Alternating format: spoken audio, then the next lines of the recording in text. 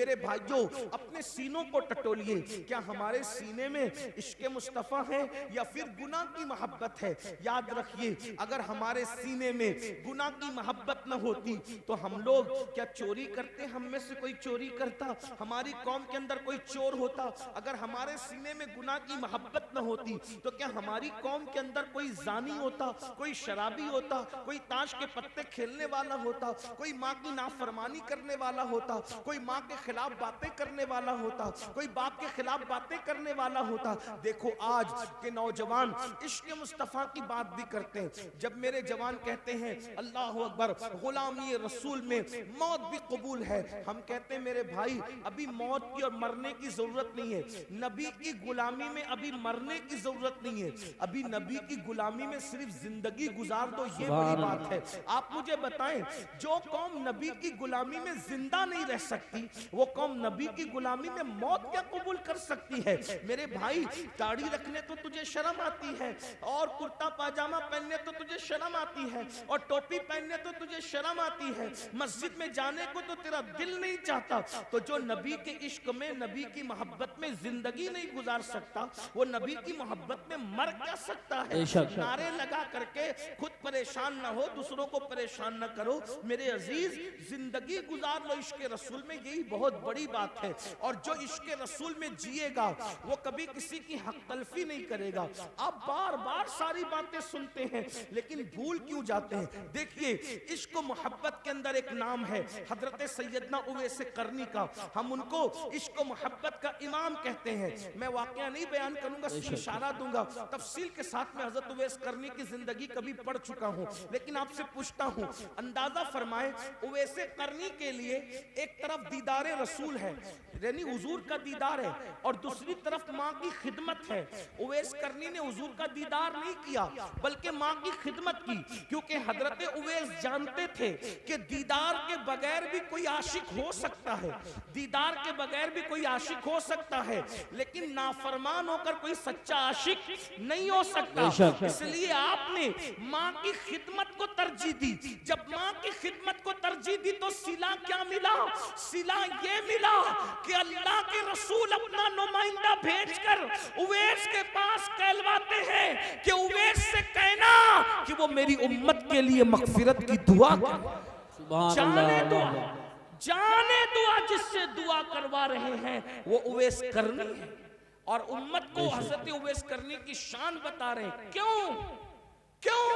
और फिर पूछा गया उवैस करनी को ये मर्तबा क्यों मिला? तो फरमाया माँ की खिदमत की वजह से। आज आशिक रसूल कहलाने वाले मेरे भाई मुझे बताएं, कितने लोग माँ की खिदमत करते हैं?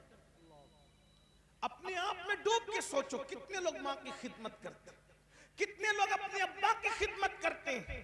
बहुत माजरत, अगर उलमा सादात मुकर्रिरों के हाथ चूमने की बात आए तो पूरा मजमा दौड़े, एक दूसरे को धक्का दे, मार पीट करे, सब करे, लेकिन जिस जज्बात के साथ तुम मुकर्रिरों के हाथ चूमते हो उसी जज्बात के साथ क्या तुम अपनी माँ और अपने बाप के भी हाथ चूमते हो? बातें कड़वी है, लेकिन एक बात याद रखना, किसी भी मुकर्रिर के पैरों के नीचे तुम्हारी जन्नत नहीं है। बेशक, कितना भी बड़ा मुकर्रिर हो, कितना भी बड़ा मुकर्रिर हो, कितने भी बड़े टाइटल के साथ है, कितना भी कामयाब मुकर्रिर हो, कितना भी बड़ा पीर साहब, कितना भी बड़ा आलिम साहब, कितना भी बड़ा खतीब, कितना भी बड़ा अदीब, बताओ क्या हदीस है उनके लिए कि उनके पैरों के नीचे तुम्हारी जन्नत है? तुम्हारी जन्नत कहाँ है? तुम्हारी माओ के कदमों में। उसको तो बुड्ढी कहते हो, उनको तो डोकरी डोकरा कहते हो।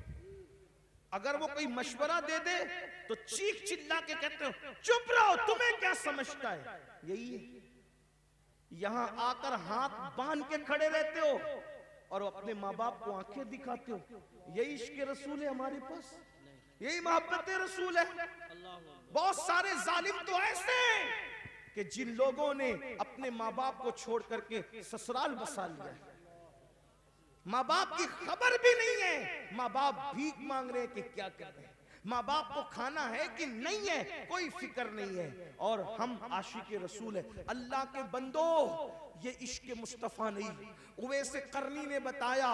एक तरफ दीदार रसूल कितनी बड़ी चीज है, कभी सोचा कभी सोचा अरे दीदार करने से सहाबी बनता इंसान, सहाबी। मगर हजरत उवैस करनी ने माँ के कहने पे दीदार रसूल को नहीं गए माँ के कहने पे, और हमें बताया एक वफादार आशिक क्या होता है। और आज हम माँ बाप को दवा के पैसे देने के लिए भी उनको तरसाते हैं, उनको तड़पाते हैं, उन्हें बेचैन करते हैं। आका अलैहिस्सलाम ने फरमाया अगर तेरे माँ बाप तुझसे नाराज है तो अल्लाह तेरी नमाजें भी रद्द कर देगा, अल्लाह तेरी इबादतें भी रद्द कर देगा। मेरे भाइयों कहाँ हो? तौबा करो, सच्चे मुसलमान बनो। सिर्फ नारे हमें इनकलाब नहीं ला सकते, सिर्फ नारे हमें बदल नहीं सकते। आपको मैं कहता हूँ ए गिरदो नवाज से आने वाले मुसलमानों, जज्बाती न बनो। हालात का मुकाबला करना है तो अमल के मैदान से करो, मस्जिदों को आबाद करो, माँ बाप के फर्मा बरदार बनो, हलाल रिस्क को रोजी को लाजिम पकड़ो, इबादत करो, अल्लाह की बारगाह में गिड़गिड़ाओ, अपने गुनाहों से तौबा करो, रब की बारगाह में रुजू करो, एक सच्चे आशिक की तरह बनो। आइए बात को इख्तिताम की तरफ पहुंचाते हुए, जब दिल में इश्क आता है तो गुनाह की नफरत कैसे पैदा होती है, जब दिल में मोहब्बत रसूल आती है तो गुनाह की नफरत कैसे पैदा होती है। हजारों वाकयात तारीख में मौजूद है। दुनिया हमें इश्क रसूल की तरफ क्यों आने नहीं देना चाहती? इसलिए कि दुनिया जानती है जिस दिन ये आशिक बनेगा उस दिन ये हर गुनाह से छुटकारा पाएगा, उस दिन ये हर गुनाह से अपने आप को दूर कर लेगा, उस दिन ये हर बुराई से अपने आप को दूर कर लेगा। अल्लाह अकबर। आशिक बनेगा तो उसको पता चलेगा नमाज में मेरे महबूब की आंखों की ठंडक है तो वो नमाज भी पढ़ेगा। हराम खाऊंगा हुजूर के दिल को तकलीफ पहुंचेगी तो वो हराम से भी बाज रहेगा। अल्लाह अकबर। झूठ बोलूंगा तो हुजूर के दिल को तकलीफ पहुंचेगी, वो झूठ से भी बाज रहेगा। आइए जो तारीख का बड़ा खूबसूरत सा वाकया है वो पेश करके अपनी बात पूरी कर लूं। किस तरीके से बदलता है आशिक, बस इश्क पैदा हो जाए किस तरह से तब्दील होता है, किस तरह से उसकी जिंदगी में इंकलाब आता है, किस तरह से उसकी जिंदगी बदलती है। अल्लाह अकबर। कहते हैं मक्कतुल मुकर्रमा में एक जवान था, उस जवान को दुनिया फुजाला के नाम से पुकारती थी। फुजाला नाम का वो जवान, अल्लाह अकबर, बड़ा हंसमुख था। हंसमुख उसकी आदत थी, हंसी मजाक उसकी आदत थी और वो लोगों से दिल लगी करता रहता था, हंसी मजाक करता रहता था। और अल्लाह अकबर, उसका हाल ये था कि एक लड़की मक्के में बड़ी खूबसूरत थी, उसका दिल उस लड़की से लग गया था। और जवानी थी, जवानी का शबाब था, जवानी का जोबन था, उसने लड़की से प्यार कर लिया, मोहब्बत कर लिया और लड़की के इश्क में वो मुब्तला हो गया। जब लड़की के इश्क में मुब्तला हुआ तो उसकी आदत थी वो रोजाना एक मर्तबा दिन में काबतुल्लाह के तवाफ को जाता था। और फिर उसकी आदत ये थी जाते वक्त भी वो उस लड़की के साथ बैठकर हंसी मजाक करता था और आते वक्त भी उस लड़की के साथ वो हंसी मजाक करता था। अल्लाह अकबर। एक दिन फुजाला का मुकद्दर उरूज पर था, ओज पर उसका मुकद्दर था। जाते वक्त खूब हंसी मजाक हुई, दीवार शिकन के कहे लगे और उसके बाद जैसे ही फुजाला नाम के उस जवान ने हरमे काबा में कदम रखा, मताफे हरम में कदम रखा तो उसने क्या देखा? एक खूबसूरत जवान है जो पूरे इन्हिमाक के साथ, खुशू व खुजू के साथ सर को झुकाकर तवाफे काबा में मसरूफ है। फुजाला ने गौर से देखा तो गौर से देखने के बाद समझ में आया ये कोई और नहीं है, ये तो मुहम्मदुर रसूलुल्लाह है, ये तो मुस्तफा जाने रहमत है। इतना देखने के बाद उसके दिल में ख्याल आया कि अल्लाह अकबर, ये अकेले काबे का तवाफ कर रहे हैं और कोई नहीं देख रहा है। अगर मैं इनको इस वक्त कत्ल कर दूं तो मक्के वाले खुश होकर मुझे बहुत इनाम देंगे, मुझे माला माल कर देंगे। वो आया और आने के बाद हुजूर के साथ साथ चलने लगा। अल्लाह के रसूल सल्लल्लाहु अलैहि वसल्लम ने फुजाला की तरफ देखा। जरा गौर कीजिए, देखिए ये हुजूर की सीरत है, हुजूर की शान है, हुजूर की अखलाक है। जान को कत्ल करने के लिए आया है फुजाला। हुजूर उसकी तरफ देख के मुस्कुराते हैं और मुस्कुरा के कहते हैं फुजाला क्या सोच रहा है, क्या सोच रहा है? उसने कहा कुछ भी नहीं। फुजाला कहता है कुछ भी नहीं। आका ने फरमाया क्या तू ये नहीं सोच रहा है कि मोहम्मद तो अकेले हैं, उन्हें कत्ल कर दूंगा तो मक्के वाले इनाम देंगे। और फरमाया ऐसे नहीं सोचते, कमर में खंजर बांधा हुआ है और मेरे कत्ल के इरादे से आए, ऐसे नहीं सोचते, ऐसे नहीं सोचना। और उसके बाद उसके सीने पे हाथ मारा और हाथ मार के कहा इस तरह नहीं सोचते। उसका सीने पे हाथ लगना था, उसकी जिंदगी बदल, जिंदगी बदल। और उसने कहा ये कितना अजीम इंसान है, ये मेरे सीने के राज भी जानता है, मेरा कमर का खंजर भी जानता है। कदम पकड़ लिए, मुझे भी कलेमा पढ़ाइए, मुझे भी मुसलमान कीजिए, इस्लाम में दाखिल कर लीजिए। हुजूर ने कलेमा पढ़ाया, इस्लाम में दाखिल कर लिया। फिर क्या हुआ? फुजाला ने कहा या रसूल अल्लाह, आप अब से थोड़ी देर पहले सबसे ज्यादा किसी से नफरत थी तो आप, और कलेमा पढ़ लिया हूं तो अब सबसे ज्यादा मेरा कोई महबूब है तो आप। सुभान अल्लाह। आपसे बड़ा अब मेरा कोई महबूब नहीं है, आपसे ज्यादा अब मैं किसी को नहीं चाहता। अब मेरी तमन्ना ये है, एक तवाफ आपके साथ करना चाहता हूं अगर इजाजत हो तो। हुजूर एक तवाफ, और फुजाला हुजूर के साथ तवाफ करने लगे। फुजाला का मुकद्दर था क़यामत तक लोग तवाफ करेंगे, लेकिन फुजाला के तवाफ की शान ये थी, काबा है, काबे का काबा है और फुजाला है, यानी दो किबलों का तवाफ एक साथ हो रहा है। अगर आप इश्क मस्ती की नजर में देखें तो काबा और काबे का के साथ तवाफ काबा हो रहा है। जब तवाफ हो गया, फुजाला अपने घर की तरफ जाने लगे। अब फुजाला सहाबी हो गए, आशिक़े रसूल हो गए, घर की तरफ जाने लगे। आए थे तो लड़की से हंसी मजाक कहे वगैरह करके अब जा रहे आशिक बन के, सहाबी बन के। जैसे ही उस लड़की का घर आया, फुजाला का सर झुक गया। लड़की इंतजार कर रही थी खड़ी कि रोजाना आते भी मजाक होती थी, जाते भी होती थी। जाते तो हो गई, अब फुजाला आ रहा है, करता क्या है? तो जैसे ही फुजाला सर झुका करके जाने लगे, उस लड़की ने आवाज दी, फुजाला, ओ फुजाला, फुजाला इधर देखो। आपने वहीं खड़े होके कहा कि नहीं, अब मैं तेरे काम का नहीं रहा। फुजाला ने क्या कहा? अब मैं तेरे काम का नहीं रहा। उस लड़की ने कहा क्यों? मजाक ज्यादा हो गई, कोई तकलीफ हो गई, कोई कुछ हो गया, बताओ, इजाला करें। तो क्या कहा? नहीं, जब तक के मेरे दिल में आमिना का लाल नहीं बसा था, मैं हर कसो नाकस से दिल लगा लेता था, लेकिन अब मेरे दिल में इश्क रसूल पैदा हो गया है, इसलिए अब मेरे दिल में किसी नाजायज मोहब्बत की जगह नहीं है। अब मैं तेरे काम का नहीं रह गया।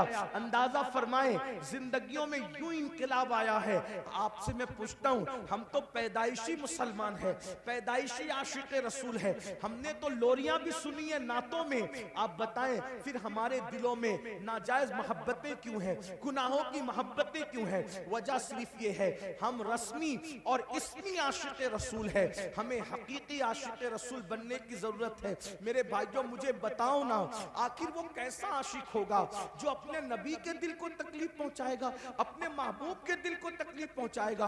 वो रसूल जो पूरी पूरी रात हमारे लिए दुआएं करते हैं, आज हम उस रसूल की नाफरमानी कर रहे हैं, उनकी बात नहीं मान रहे। मुसलमानों बताओ, अल्लाह के रसूल के दिल पे क्या गुजरती होगी? ये मेरी माएं और बहनें मौजूद हैं, ये बहनें बगैर दुपट्टे के घर से निकलती हैं, हुजूर के दिल पे क्या गुजरती होगी? ये बहनें नमाजें नहीं पढ़ती है, सीरियल देखती है, फिल्में देखती है, मर्दों के साथ अगर अल्लाह ने दौलत दे दी है तो पार्कों में घूमने के लिए बेपर्दा जाती है। बताओ तो सही, ये दीन का गुलशन कितनी मेहनतों से सजाया गया है, ये दीन का गुलशन कितनी कुर्बानियां दी गई है।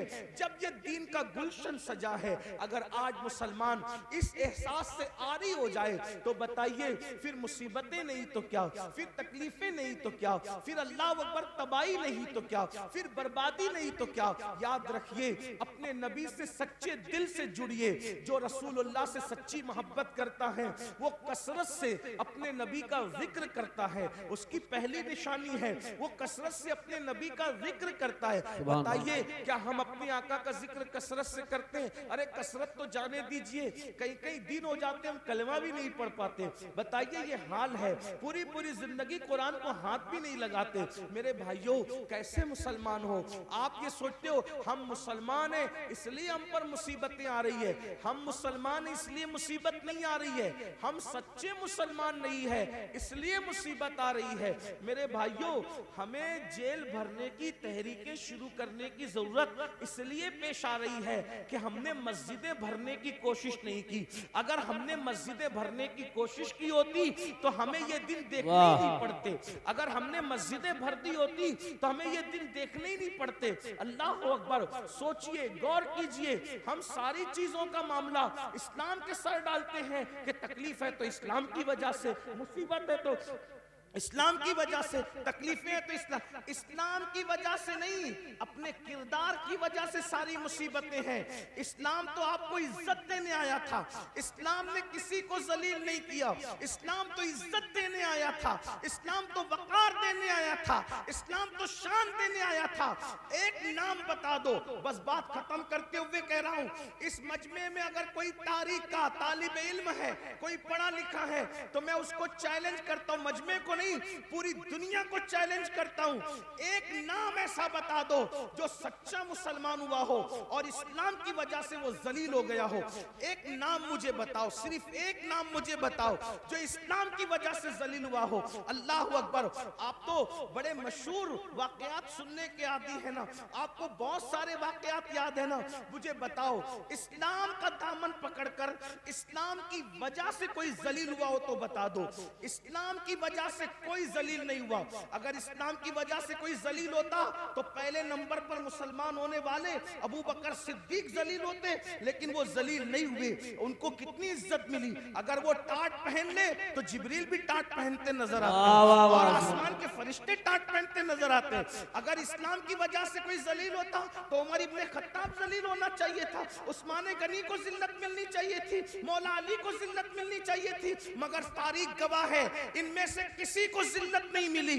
जब इन्होंने इस्लाम का दामन पकड़ा अल्लाह ने इनको ऐसी इज्जतें अता फरमाई कि अल्लाह अकबर, अरब के बोरिया नशीन कैसर और किस्रा के ताजदार बनते हुए नजर आए। तो पता चला आपकी हमारी सोच क्या है पता है? कपड़े से इज्जत मिलती है, मोबाइल से इज्जत मिलती है, और उसके बाद अच्छी बाइक से इज्जत मिलती है, और शेविंग कराने से इज्जत मिलती है। ये सब भूत सवार है इसलिए जलील हो रहे हो। लेकिन याद रखना इज्जत सिर्फ इस्लाम से मिलती है। अगर आप इजाजत दें तो तारीख का एक खूबसूरत वाकया पढ़ के बात पूरी करना। इज्जत इस्लाम, कपड़ों से नहीं, इज्जत इस्लाम से मिलती। आपने सुना है, बहुत बार सुना है, सुन ले उसको। क्या तारीख है? जब बैतुल मुकद्दस फतह करने के लिए लश्कर इस्लाम पहुंचा तो वहां के राहिब ने कहा कि हम तुम्हारे अमीर को चाबियां देंगे, बुलाओ तुम्हारे अमीर। अल मुख्तसर ये कि फारूक आजम को खत लिखा।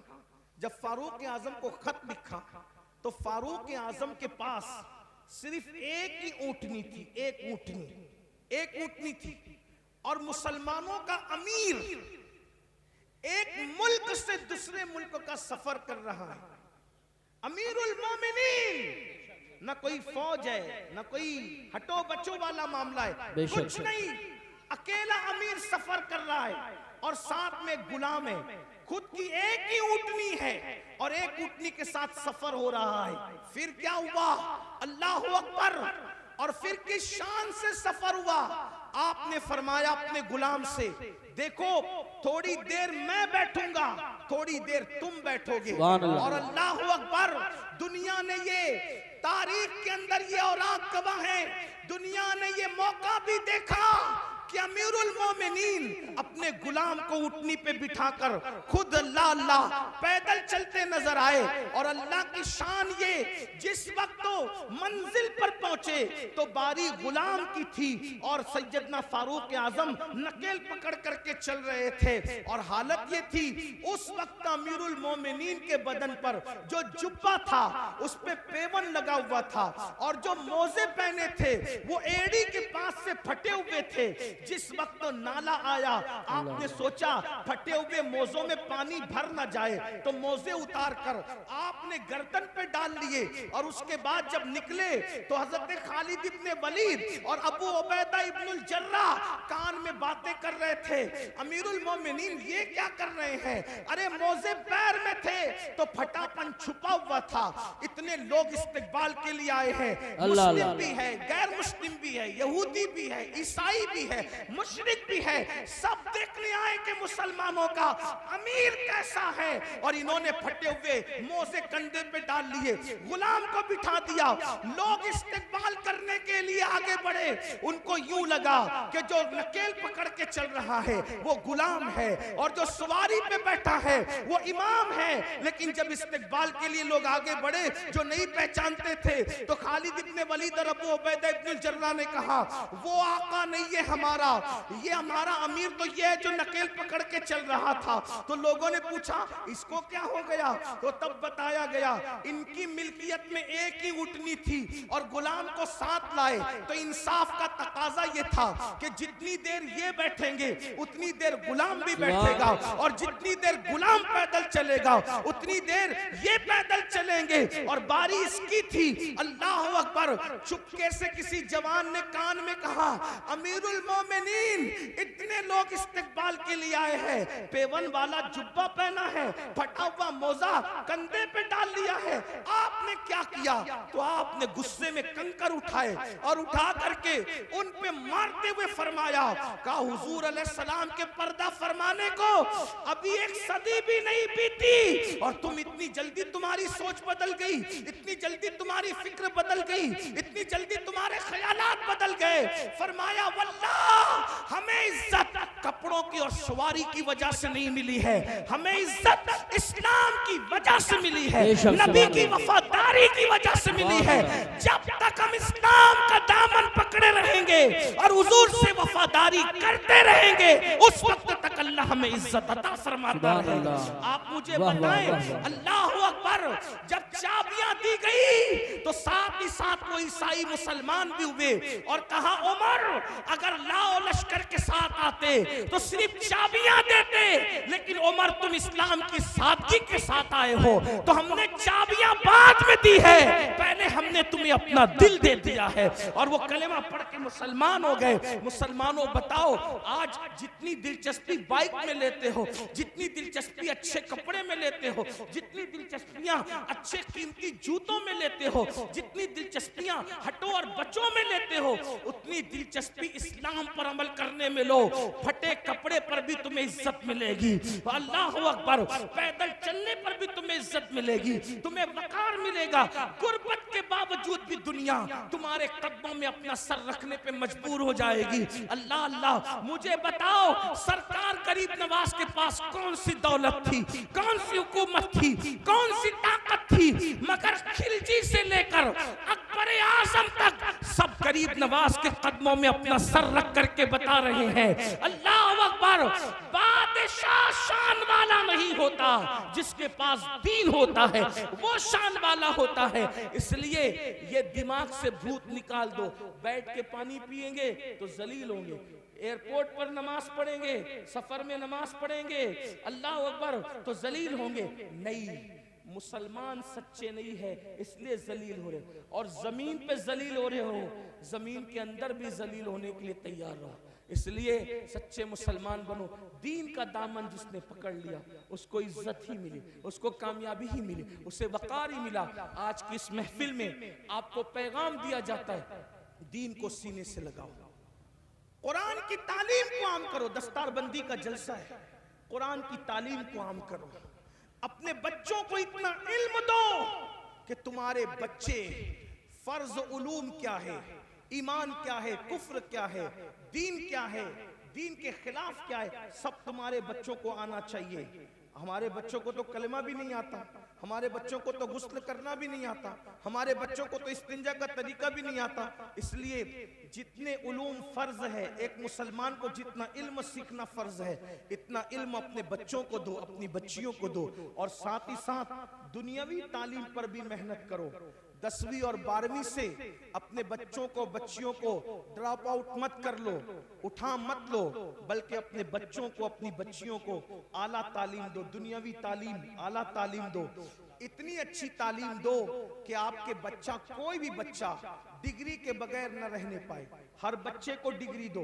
आप कहते हैं नौकरी नहीं मिलती, हम नौकरी के लिए बच्चों को नहीं पढ़ाते, हम अच्छा इंसान बनाने के लिए बच्चों को पढ़ाते हैं। अपने खर्चे कम करो, अपने अखराजात कम करो। हर महफिल का हमारा पैगाम ये है, इल्म पे मेहनत करो। और एक पैगाम ये भी है, शादियों में लाखों करोड़ों खर्च करने की बजाय वो लाखों रुपये जो वो स्कूल कॉलेजेस बनाने पे खर्च करो। मस्जिदों के मीनार बहुत ऊंचे बनाकर करोड़ों रुपया खर्च करने की बजाय वो करोड़ों रुपये तालीम गाहों पे खर्च करो। क्योंकि मस्जिद का ऊंचा मीनार हमारा कोई फायदा नहीं कर सकता, लेकिन अगर हमने तालीम गाहें मजबूत बनाई तो उससे अच्छे इंसान पैदा होंगे। हमारे यहाँ इमारतों की अहमियत नहीं है, हमारे यहाँ अच्छे इंसानों की अहमियत है। तो दानिशगाहें बनाओ। और मुसलमानों को अल्लाह ने इतनी दौलत से नवाजा है कि एक एक मुसलमान एक एक इदारा बना सकता है। बल्कि जो मालदार है, मैं तो उनको मशवरा देता हूँ कि 4 फैक्ट्री डालने की बजाय 3 फैक्ट्री डालो, और 1 फैक्ट्री की बजाय एक अच्छा स्कूल बनाओ। क्योंकि स्कूल अच्छा बिजनेस भी है और अच्छी कौम की खिदमत भी है। ऐसा नहीं कि स्कूल से पैसा नहीं कमा सकते, स्कूल से भी आप पैसा कमा सकते हैं, लेकिन अच्छा क्या होगा कि तालीम भी आम होगी और आपका अच्छा बिजनेस भी होगा। बहुत मालदार लोग हैं आपके आसपास में, बहुत मालदार भाई। जलसे पर जब आप लोग लाखों रुपया खर्चा करते हो तो इमारतों पे क्यों नहीं खर्च कर सकते?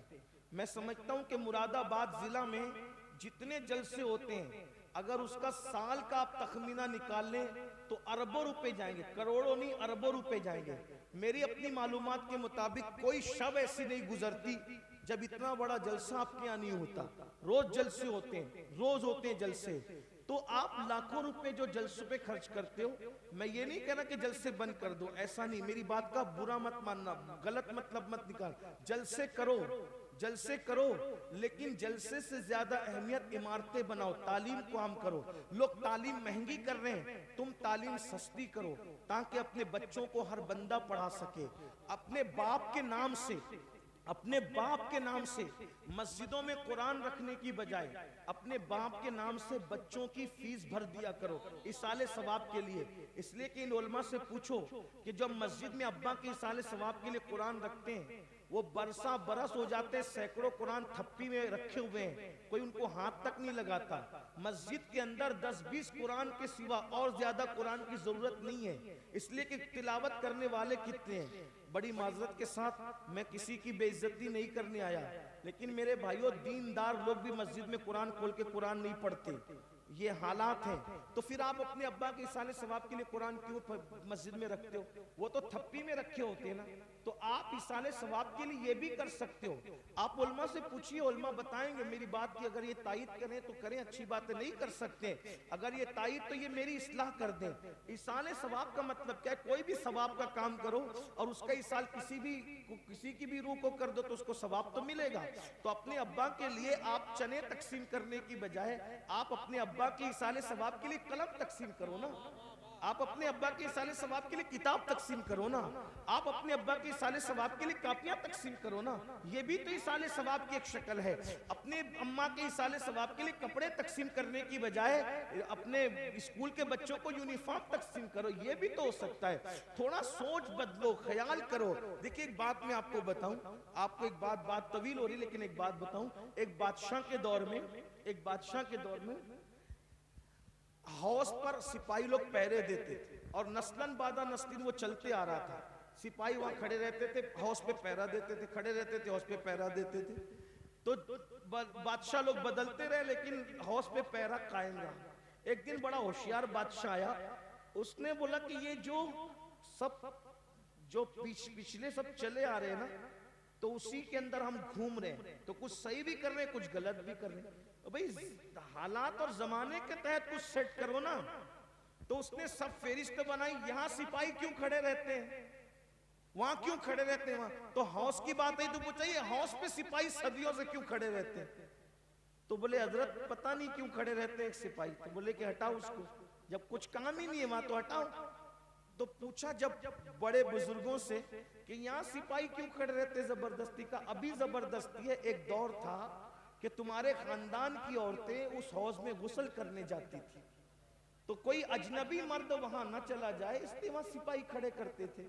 अब तो हम्माम बन गए ना, तो अब हौज में गुस्ल करने की जरूरत ही नहीं है, क्योंकि औरतें तो गुस्ल के लिए बंद हो गई, मगर सिपाही बराबर खड़े हैं। तो इसका मतलब यह है कि अपनी ताकत जाय हो रही है ना। इन सिपाहियों को यहां से हटा कर कहीं और लगाओ। तब हर बंदा क्या कर रहा है कि मैं अपने अब्बा के लिए कुआं खुदवाऊंगा, मैं अपने अब्बा के लिए कुआं, क्योंकि कुआं खुदवाने का जिक्र हदीस में आया है। अल्लाह के बंदो, बिल्कुल कुआं खुदवाने का जिक्र हदीस में आया है, लेकिन हदीस में क्यों आया है इन उलमा से पूछो। हदीस में क्यों आया, इन उलमा से पूछो तो कहा क्यों आया है। भाई असल में हदीस में इसलिए आया कि उस दिन, जिस दिन हजरत साद ने पूछा था कि मेरी माँ का इंतकाल हो गया, मैं उसके इसाले सवाब के लिए क्या कर सकता हूँ, तो उस वक्त तो मदीने वालों को पानी की बहुत जरूरत थी।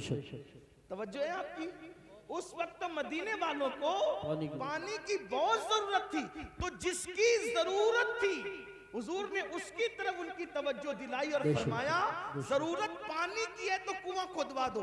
कुआं खुदवाना मकसूद नहीं था, जरूरत पूरी करवाना मकसूद थी। तो इसाले सवाब का मामला समझ में आया, मामला कुएं का नहीं है।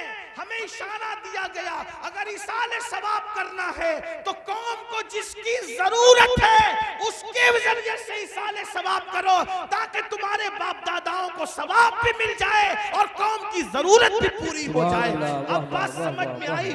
तो उस वक्त तो कुएं की जरूरत थी, आज हमारी कौम को तालीम की जरूरत है। किसी दौर में कौम को रोटी की जरूरत थी, आज हमारी कौम को यूनिफॉर्म की जरूरत है कि बच्चों का स्कूल का यूनिफॉर्म हम तकसीम करें लिबास की शक्ल में। कल हमारे जो है वो लोगों को पान या चने की जरूरत थी तो बुजुर्गों ने वो तकसीम कराया। आज हमारे बच्चों को कलम की जरूरत है, इसलिए ये तकसीम होना चाहिए। मतलब ये है कि इसाले सवाब का जो तसव्वुर है वो कौम की जरूरत के मुताबिक है, इसलिए जैसी जरूरत है वैसे के मुताबिक करो। ये मैंने एक अपना छोटा सा जो है वो कोशिश करके एक मुताला पेश किया है। ये सही भी हो सकता है और ये गलत भी हो सकता है। अगर सही है तो मिन जानिबिल्लाह है, और अगर गलत है तो मेरे नफ्स की शरारत है। इस पर मैं अल्लाह की बारगाह में तौबा करता हूँ, लेकिन आपसे इतना जरूर कहता हूँ अपने बच्चों को पढ़ाओ और बहुत पढ़ाओ, तालीम के लिए बहुत मेहनत करो। 8 घंटा नहीं, अगर 16 घंटा मेहनत करना पड़े तो आप मेहनत करो, लेकिन किसी बच्चे को अनपढ़ मत रहने दो, जाहिल मत रहने दो, खूब पढ़ाओ। अगर लोगों के कंधे से कंधा मिलाकर जीना है, लोगों के कंधे से कंधा मिलाकर खड़े होना है, लोगों के साथ साथ चलना है, तालीम के बगैर नहीं चल सकते। तालीम हासिल करके लोगों की जरूरत बन जाओ।